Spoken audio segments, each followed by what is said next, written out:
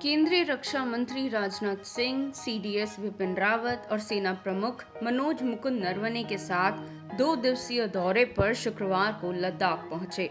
उन्होंने जवानों का हौसला बढ़ाते हुए कहा कि भारत की 1 इंच जमीन पर भी दुनिया की कोई ताकत कब्जा नहीं कर सकती। मामला हल होना चाहिए,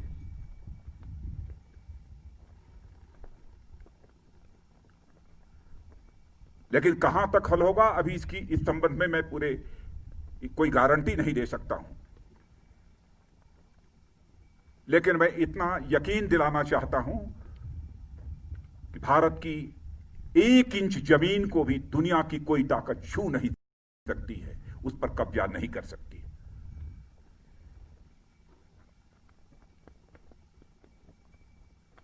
लेकिन बातचीत के द्वारा यदि समाधान निकलता है तो इससे अच्छी बात और कोई दूसरी नहीं हो सकती है।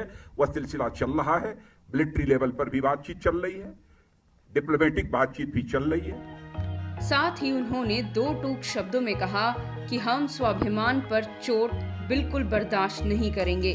साथ ही उन्होंने शहीद जवानों को वहां श्रद्धांजलि भी दी।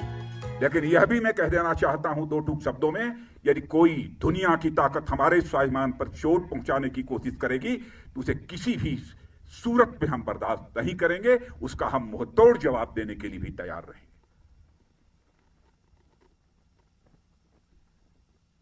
आप सबके ऊपर नाज है। राजनाथ सिंह ने लुकुंग चौकी पर जाकर भारतीय सेना के जाबाज जवानों और अधिकारियों का अभ्यास देखा। इस बीच उन्होंने पीका मशीन गन भी चलाई, जो सोवियत संघ में डिजाइन की गई सामान्य प्रयोजन की मशीन गन है। ये रूस के सशस्त्र बलों के साथ फ्रंट लाइन पर सेना और वाहन घुड़सवार हथियार के रूप में उपयोग की जाती है।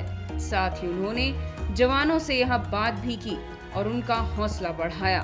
उनका ये दौरा भारत चीन विवाद के बीच आया है। इस मामले में अब भी दोनों देशों में लगातार बातचीत चल रही है और फिलहाल तनाव की स्थिति दोनों देशों के सैनिकों के कई इलाकों से पीछे हटने के बाद से कम हुई है।